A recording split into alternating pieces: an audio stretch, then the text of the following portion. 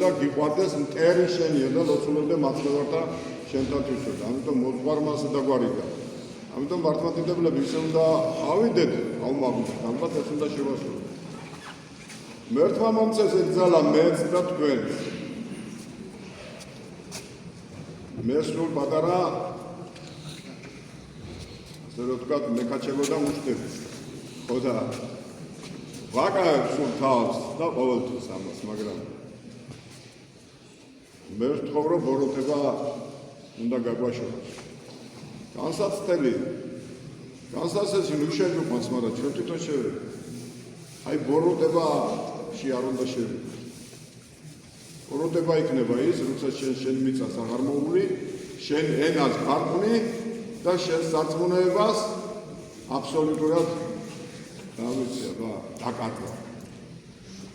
ბოროტება იქნება ეს. მე ვთხოვ, რომ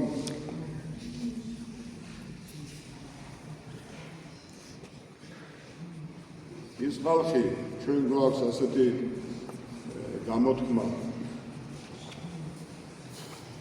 არ გათეთრებს ყორანი რას უნდა ხეხო ქვიშითაო, მაგრამ თუ მოიქცევა და მართლმადიდებელი გახდება, აუცილებლად გამოიცვლება. შეაძლებინებს უფალი მეორედ დაბადება